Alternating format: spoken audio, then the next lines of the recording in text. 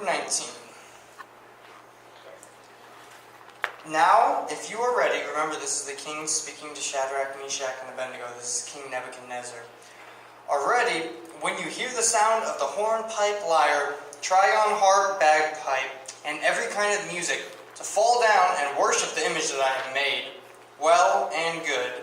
But if you do not worship, you shall immediately be cast into a burning, fiery furnace. And who is the God who will deliver you out of my hands? Shadrach, Meshach, and Abednego answered and said to the king, O Nebuchadnezzar, we have no need to answer you in this matter. If this be so, our God whom we serve is able to deliver us from the burning fiery furnace, and will deliver us out of your hand, O king. But if not, be it known to you, O king, that we will not serve your gods or worship the golden image that you have set up. Then Nebuchadnezzar was filled with fury, and the expression of his face was changed against Shadrach, Meshach, and Abednego. He ordered the furnace be heated 7 times than is normally heated. Dear Lord, today we thank you, God, for everything you do for us. We thank you that you continuously help us grow, show us more and more your mercy and kindness today, Lord. Help us become more aware of who you are. Allow your Holy Spirit to speak to us today. We love you, Lord. In your name we pray. Amen. Amen. All right, Daniel chapter 3. Verse 5. I know Brent does, so he's not allowed to talk in this case. Who remembers the themes that we went over? Who remembers the themes of the book? Sovereignty of God. There we go, that's one. Sovereignty of God is one. Brought to you by Timothy. Godliness.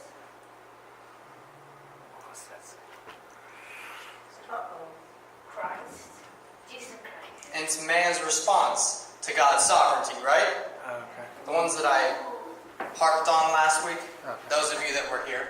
Some of you weren't, so you guys get a pass, but not next week. So, we've been looking at in Daniel not only God's sovereignty, but man's recognition of it. Pretty much all action in this narrative so far has taken place between God acting out of his power and then mankind's recognition, or in certain cases, non-recognition of God's sovereignty. Right? Nebuchadnezzar continuously falls down on his face. And I mean this metaphorically. He continuously misses the point. He misses the point at every turn that God is one, that he is true, that Yahweh is the all in all. Well, then it should not surprise you that he misses the mark again here in chapter 3. And the reason I chose these verses is because I want to go over, not the whole story, I want to go over Shadrach, Meshach, and Abednego's response to this. I want to go over what they say, because that's going to show you where their hearts are. And if we're trying to follow them, obviously, we already heard the story tonight. They lead a pretty good example, don't they? Yes. They do. Thank you, guys. Yes, they lead a pretty good example. They do a good job at obeying God, following him, regardless of their situation. Well, they recognize God as sovereign. Nebuchadnezzar doesn't, though. So, I'm going to pick out phrases of this this section that we went over. First phrase I want to talk about comes in verse 15, and it's exactly what Nebuchadnezzar said, right? He gives them another chance. He says, all right, you guys, it's been brought to my attention, you guys aren't worshiping my gods. Well, that's a problem. You're going to do it now. I'm giving you a second chance. And he says this exactly. Who is the God that will deliver you from my hands? Question mark, right? He's asking them a question. It's obviously rhetorical. I doubt that they said Yahweh, even though they believed it. It was a rhetorical question. He's being a smart aleck. You can see his heart, right? Nebuchadnezzar's heart is so hardened. He is so, misunderstood in the fact that he doesn't know who the true God is. Continuously, Daniel and these three boys have shown him the power, the sovereignty of God. They have shown at every point how the God of the Israelites is true, is all-powerful. And he even praised him, right? At the end of last week. At the end of Daniel's exposition telling him about the dream, he praises him and says, "Oh, your God is amazing, but not as amazing as me," right? Nebuchadnezzar only goes to a point. He still thinks that he is supreme. He still thinks that he's the King of Kings. He still thinks that no one can save Shadrach, Meshach. That's what he says. He says, "Who could save you out of my hands?" Right? Just think about that for a second. You think he's taunting them? He's taunting God. He's saying, your God is not big enough to save you from my hands. Where's your God?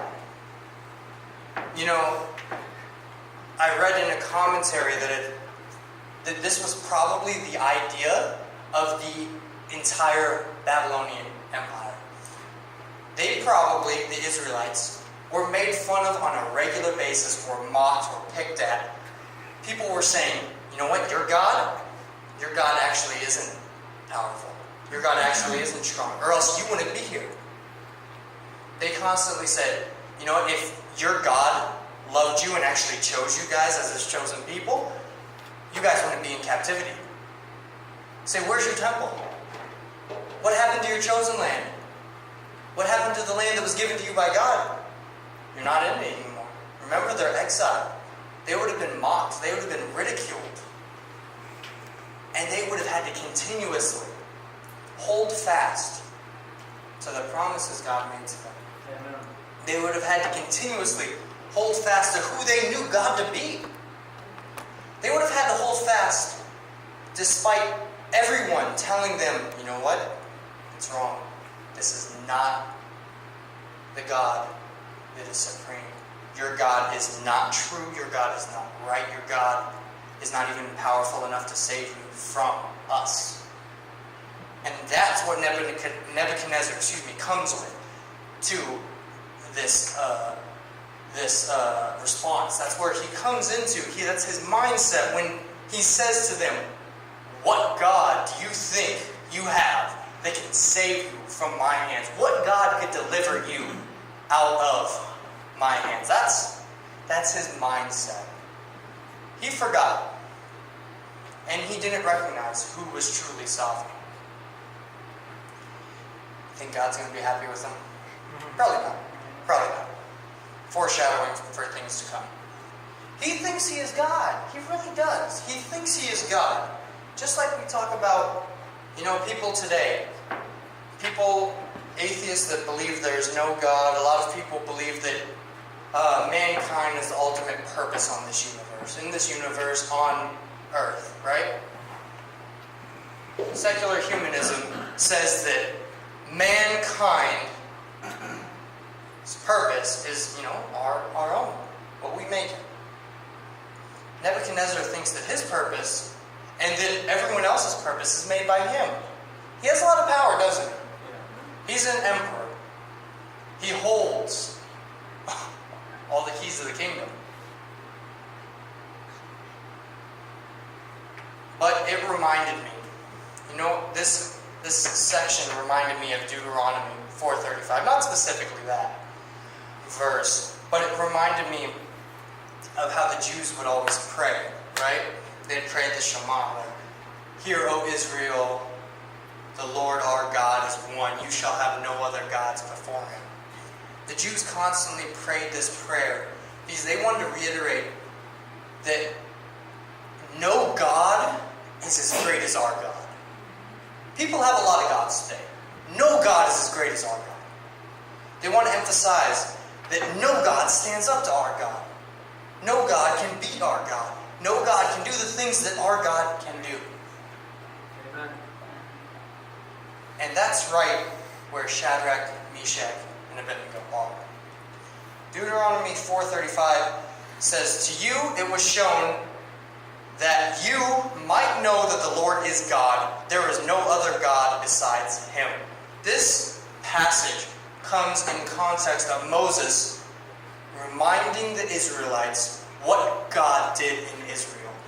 What God did in Egypt. What God, the one true God of the universe, did to Pharaoh, who believed he was a god, to all of the gods that the Egyptians had, which was just a whole pantheon, to the Egyptian strongmen, to nature itself. God split the Red Sea. God overcame everything in the path of the Hebrews' escape. He overcame everything and allowed them to exit Egypt. I'm pretty sure our God's big enough to overcome little Nebuchadnezzar and his empire.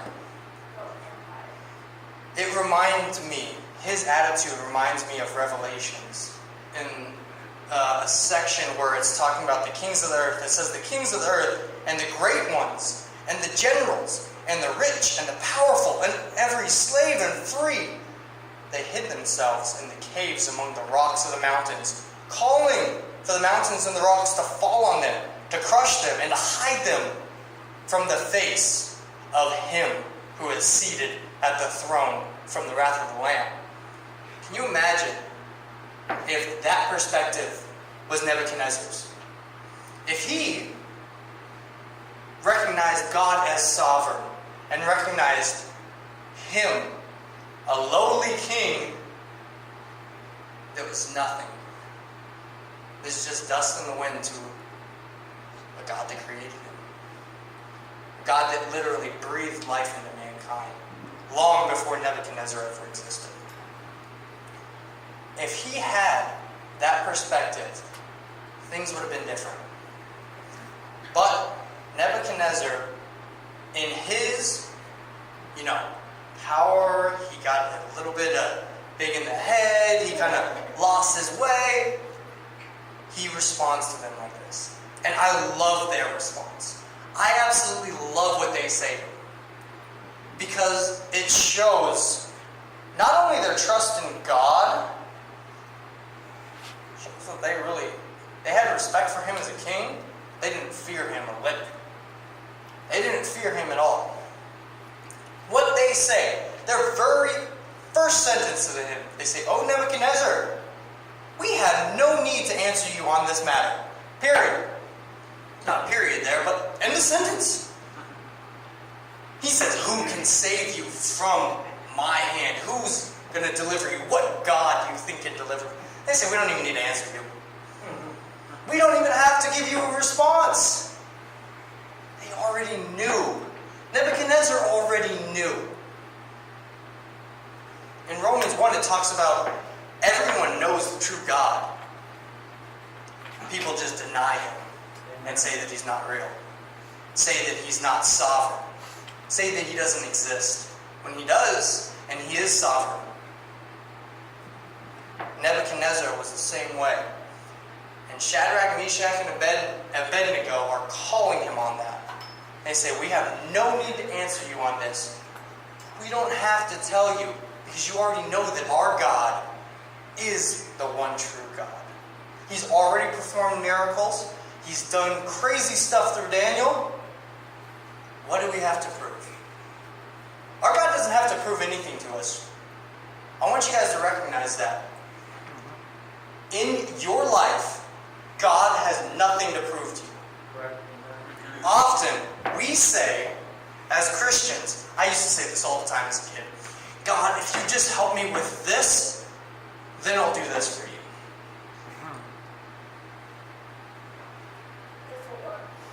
It does not work like that. No, it doesn't. You say, "God, if you just help me get this job, then I will serve you with this job."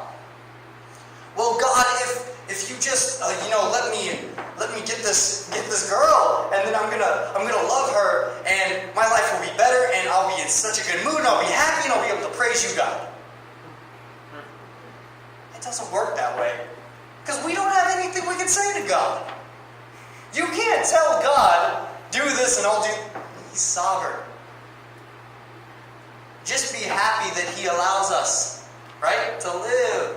He gives us love and mercy, and we can come to His Son in repentance and belief through Him. That is great. And we can't say anything to Him. And they know this, and they know the king can't say anything to God. But they say, if this be so, our God, whom we serve, is able to deliver us from the burning fiery furnace, and He will deliver us out of your hand. See, they're not going to leave it. They say, you know what? You already know what we're going to say. We really don't have a reason to answer to you. But I want you to know that our God is true. Our God is powerful. Our God is able to deliver. Now recognize in your life right now, no matter what is happening in your life, your God is powerful. Amen. Recognize in your life that your God is able to deliver you from whatever it is. Whatever it is in your life, our God can. Our God will. According to, of course, His will. That's the thing. Psalms 34:19 says, many are the afflictions of the righteousness. Many are the afflictions of the righteous ones, the righteous people. But the Lord delivers them out of them all.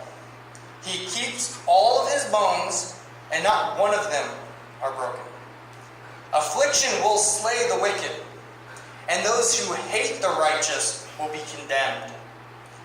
The Lord redeems the life of His servants. None of those who take refuge in Him, none of those who take refuge in Him, in the Lord, will be condemned. Amen. That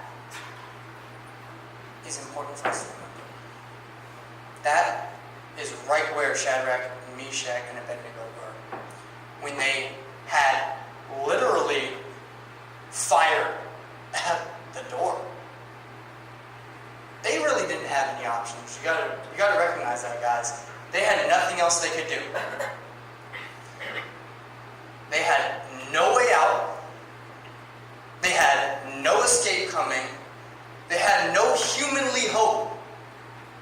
Nothing of mankind could save them, and they recognized that. Yep. Thank goodness the God we serve is not limited to the capacities of mankind, right? Amen. The God we serve is supernatural because He's above nature. Makes sense, right? You know what it was? What it was with these gentlemen?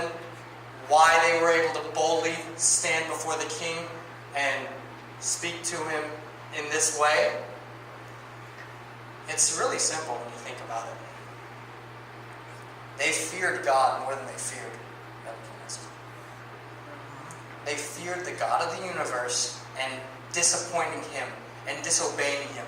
They feared letting Him down more than they feared the disappointment and the wrath of Nebuchadnezzar. Let me tell you, our God's wrath is much worse than any human can ever dish out on us. Proverbs 9:10-11 says, the fear of the Lord is the beginning of wisdom, and the knowledge of the Holy One is insight. For by me your days will be multiplied, and the years will be added to your life. God controls our life. God can add years to our life. They recognize that God is the only giver and taker of life. I had a co-worker the other day. I don't remember where it was. I think it was a co-worker. I was talking with someone. Talking about well, what happens if you die and someone would have had the opportunity to receive? No, it doesn't work that way. We don't want them to die before they get a chance to receive Christ. No, it doesn't work that way because they won't die before God allows them. we don't understand. We understand in our humanity that, people have a set appointed time. And we see life go by, and we see loved ones and friends and family die. But we don't realize that God has appointed the times, and God has a plan for each moment, each second of our life. Therefore, no one is going to die before God has already had his opportunity and his way. That's what Shadrach, Meshach, and Abednego recognized from God. These characteristics of God's sovereignty is what they recognized. The ability of God to do anything, naturally and supernatural, they recognized that. And they, in that, trusted God to speak boldly before King Nebuchadnezzar, to speak to him. And they said to him,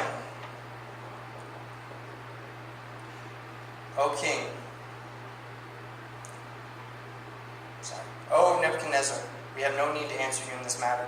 If it be so, the God whom we serve is able to deliver us from the burning fiery furnace and deliver us out of your hand, O king. But if not, if God doesn't save us, if God allows your hand to wipe us out, if God allows you to throw us into this fiery furnace, may it be known to you, O king, that we will not worship your gods. We will not serve your golden image that you have set up. We are not going to conform. Right. Amen. I've been doing a essay as of lately, and fitting enough, it's on Romans 12 through 16. Anyone know Romans 12, one off the top of your head? To present your bodies a living sacrifice, acceptable and holy before God, pleasing before God. It says, Romans 12:2, do not be conformed to the ways of this world, but be transformed by the renewing of your mind. They were not willing to conform to Nebuchadnezzar's demands because they feared God more than him. They recognized God as the only giver and taker of life. And they say, God's will be done. God's will. What God wishes or wants to be done. Even if he doesn't choose or wish or want to save us. Even if it's part of his plan that we die in this fiery furnace. It's okay. It's okay because his plan is still done. Regardless. God's plan, I'm going to tell you right now, God's plan should not be where you make your plans. And that may sound confusing how I'm saying it, but let me explain it to you. You don't need to say, well, if God saves me, you know what, it shows me that this is not the case, right? They didn't say to the king, well, clearly if you're going to throw us in, God doesn't want us to die. We know God's will. We know God's plan. God doesn't want us to die, so, until you're about to throw us in, we won't worship, but then God doesn't want us to die, so we'll worship that. No. They don't try and justify. They don't try and explain. They don't try and say, there's no way God will let us die. Because God loved. No. They accept God's plan. Right. The craziest thing in the world, the craziest thing is for us to recognize that no matter how you feel about a situation, God still ordained it.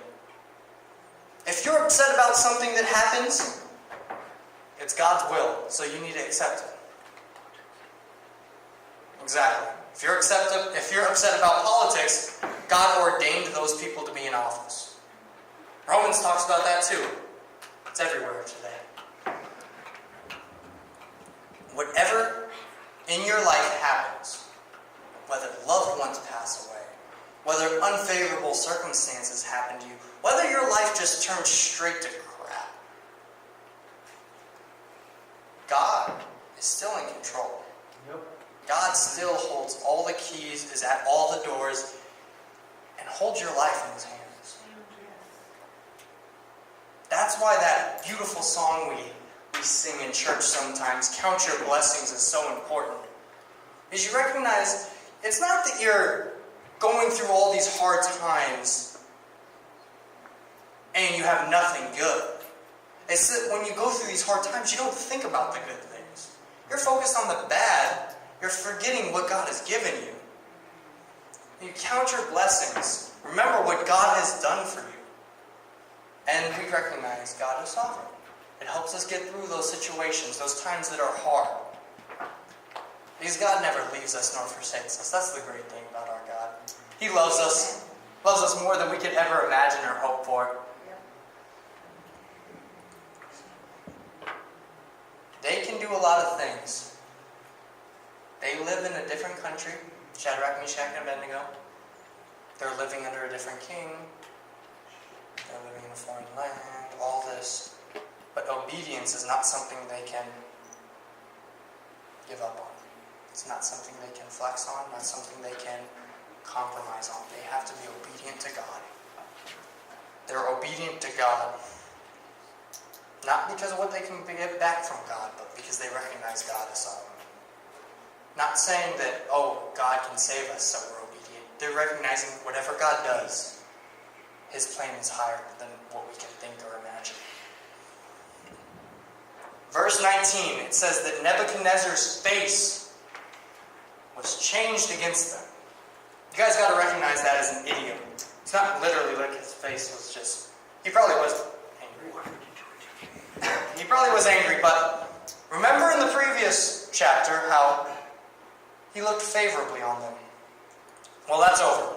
He's not looking favorably on them anymore. That's what it is giving you. It's showing that he's angry towards them. His whole demeanor towards them changed. You know why? Because he wanted them to recognize him as sovereign.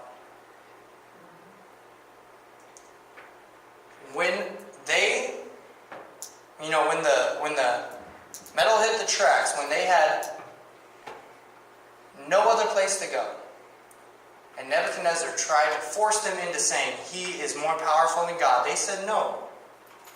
And Nebuchadnezzar lost all kind feelings towards them.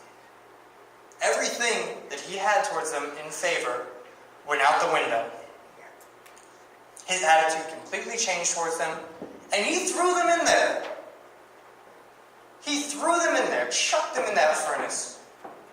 And it's not like it was like, oh, and then Nebuchadnezzar, out of anger was for... No, he was furious. He was out of control. You can tell how out of control he was by heating the furnace 7 times that which is normal. And hurting his own men, having no regard.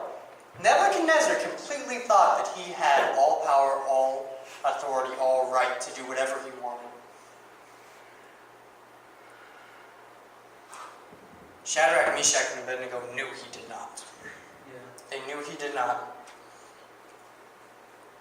In closing, I want to close with chapter 3, same chapter, verse 29 though. In verse 29, this is after they are pulled out, right? They're pulled out of the furnace. Nebuchadnezzar has seen 4 of them in there, which just boggles his mind. He doesn't understand.